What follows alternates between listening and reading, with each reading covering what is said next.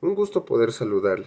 Mi nombre es Irán Said Cuapio Márquez y soy estudiante de la Facultad de Derecho, Ciencias Políticas y Criminología, perteneciente a la Unidad Académica Multidisciplinaria del Campus de Acalco.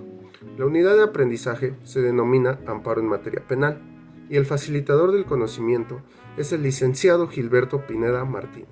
Una vez expuestos los datos de identificación, como tal, quiero referir que el contenido del presente videoclip únicamente se basará en cuáles son las causales de improcedencia del amparo de conformidad a lo establecido en el artículo 61 de la Ley de Amparo. Esto haciendo referencia eh, precisamente en los artículos 103 y 107 de la Constitución Política de los Estados Unidos Mexicanos.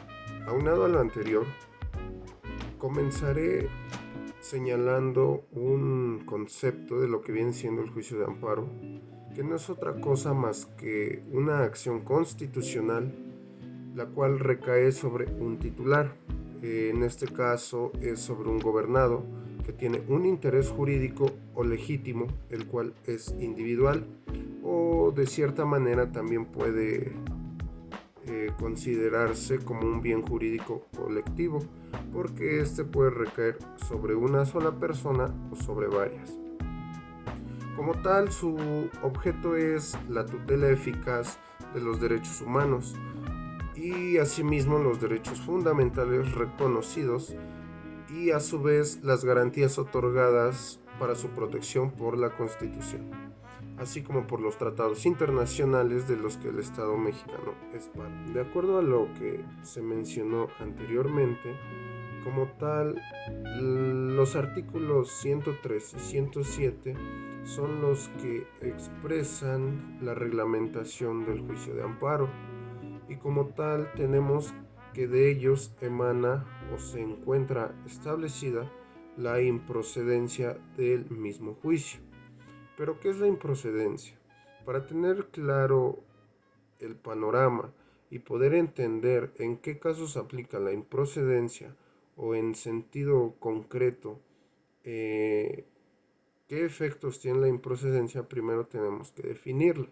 Como tal, la improcedencia es definida como aquellos obstáculos legales para que un juzgador de amparo examine el fondo del asunto, ya sean sobre conceptos de violación que se vierten sobre el acto reclamado y que le impide hacer un pronunciamiento sobre concesión o la negativa del mismo amparo. Como tal, el artículo 61 de la Ley de Amparo, antes de la reforma, era el artículo 73.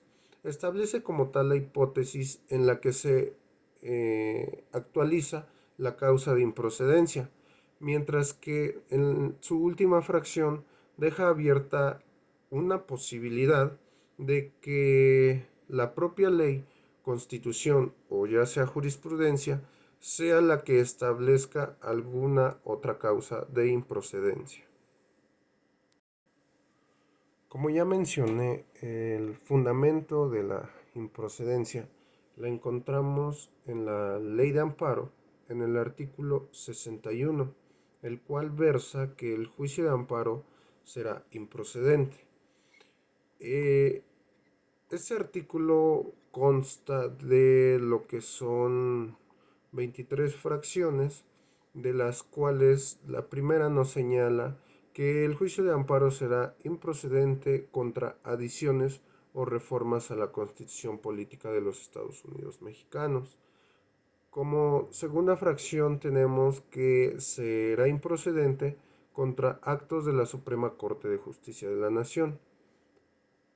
Como tercera fracción tenemos que será en contra de actos del Consejo de la Judicatura Federal. Posteriormente, contra resoluciones dictadas por el Tribunal Electoral del Poder Judicial de la Federación. Asimismo, también será improcedente contra actos del Congreso de la Unión, su comisión permanente o cualquiera de sus cámaras en procedimiento de colaboración con los otros poderes, que objeten o no ratifiquen nombramientos o designaciones para ocupar cargos, empleos o comisiones en entidades o dependencias de la Administración Pública Federal, centralizada o descentralizada, órganos dotados de autonomía constitucional u órganos jurisdiccionales de cualquier naturaleza. También será improcedente contra resoluciones de los tribunales colegiados de circuito. Asimismo, contra las resoluciones o declaraciones del Congreso Federal o de las cámaras que lo constituyen, de las legislaturas de los estados o de sus respectivas comisiones o diputaciones permanentes en declaración de procedencia y en juicio político, así como en efección, suspensión o remoción de funciones en los casos en que las constituciones correspondientes les confieran facultad de resolver soberana y discrecionalmente. Otra causa de improcedencia es aquella que se da en contra de normas generales respecto de las cuales la Suprema Corte de Justicia de la Nación haya emitido una declaración general de inconstitucionalidad en términos de lo dispuesto por el capítulo sexto del título cuarto de la presente ley de amparo, o en términos de lo dispuesto por la ley reglamentaria de las fracciones primera y segunda del artículo 105 de la Constitución Política de los Estados Unidos Mexicanos.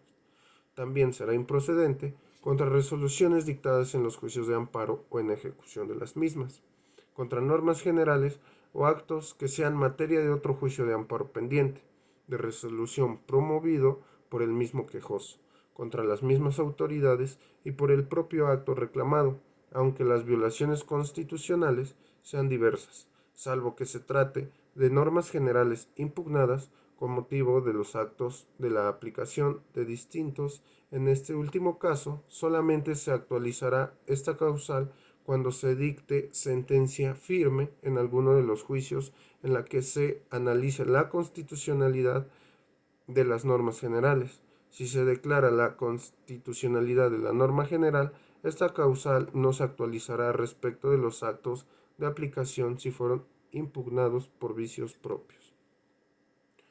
Otra causa de improcedencia que nos señala la ley de amparo es contra normas generales o actos que hayan sido materia de una ejecución en otro juicio de amparo en los términos de la fracción anterior.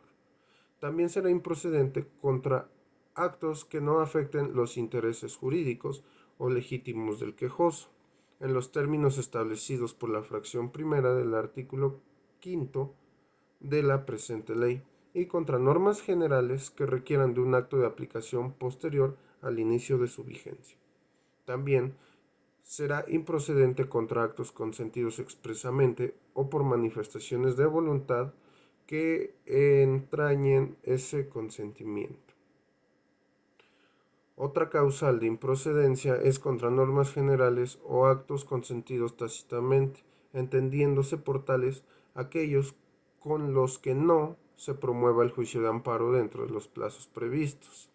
Otra causal es contra las resoluciones o declaraciones de las autoridades competentes en materia electoral, asimismo contra actos consumados de modo irreparable.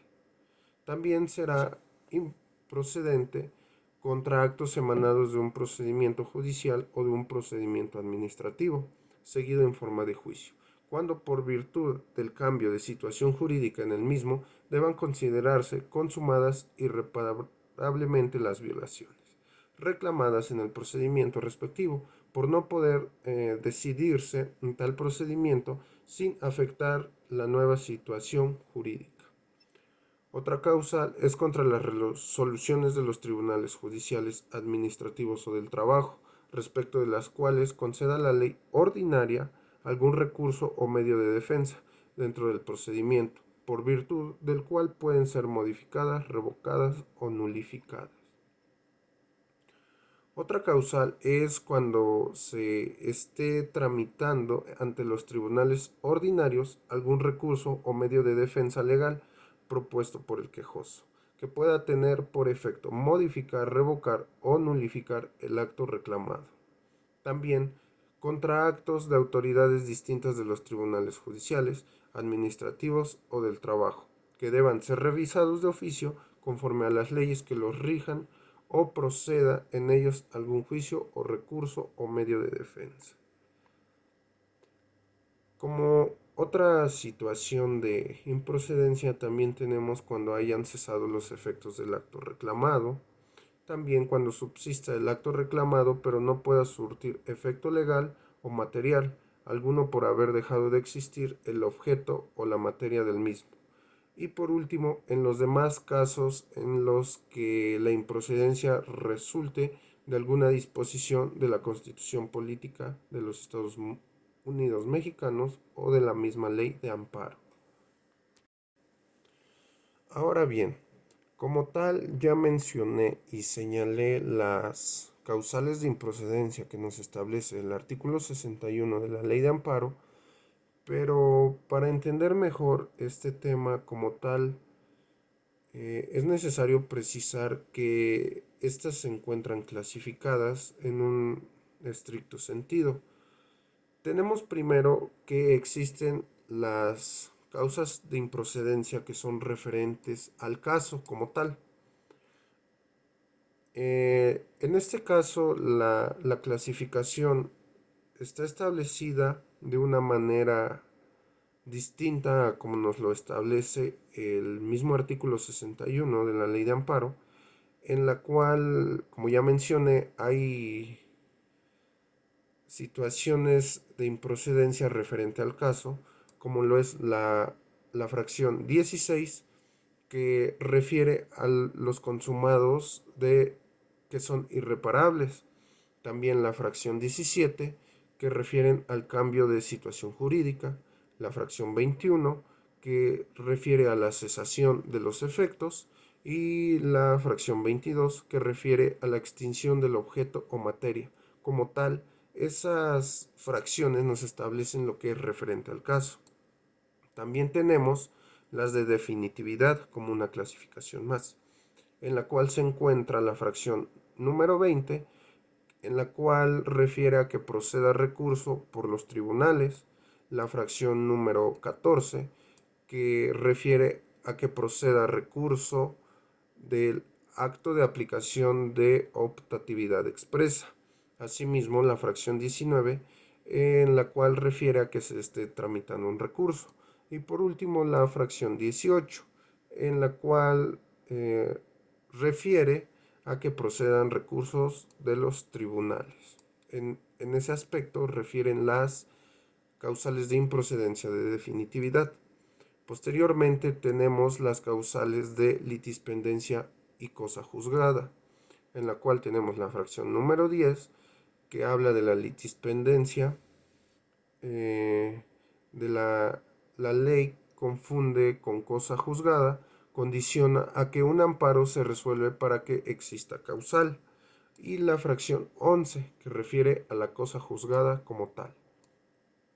Posteriormente, otra clasificación que tenemos es la de interés jurídico a interés legítimo. En ella se encuentra la fracción número 12, en la cual nos habla del interés jurídico, interés legítimo y la aplicación de leyes si se declara constitucional una ley que no se actualiza la causal respecto del acto en el que se encuentran vicios propios. Otra clasificación es la de consentimiento. De las causales de improcedencia se toma en cuenta la fracción número 13, en la cual nos refiere al consentimiento expreso o manifiesto, y la fracción número 14, que nos habla sobre el consentimiento tácito.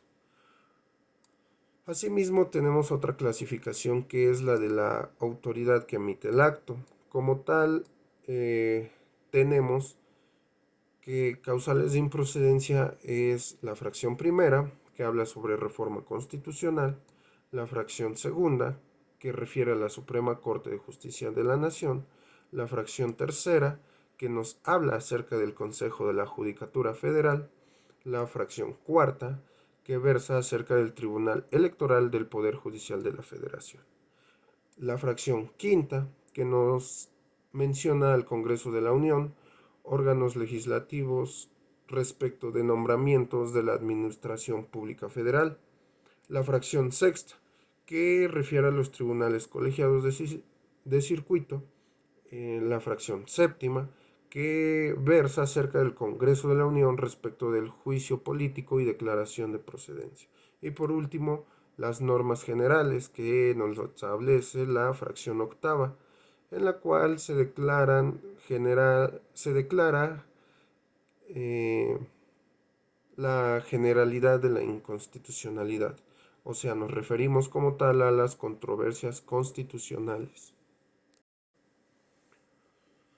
Entonces, posteriormente de haber señalado la clasificación que existe de estas causales de improcedencia del juicio de amparo, no queda más que señalar que la improcedencia del juicio de amparo constituye una respuesta negativa o denegatoria a la tutela de derechos humanos y derechos fundamentales eh, como tal establecidos en un nivel jurisdiccional constitucional como tal para un juicio procesal constitucional como lo es el amparo mexicano y que desnaturaliza el noble objetivo de garantizar el goce y la protección más amplia de estos derechos para todas las personas, como lo ordena en su propio artículo de la propia Constitución.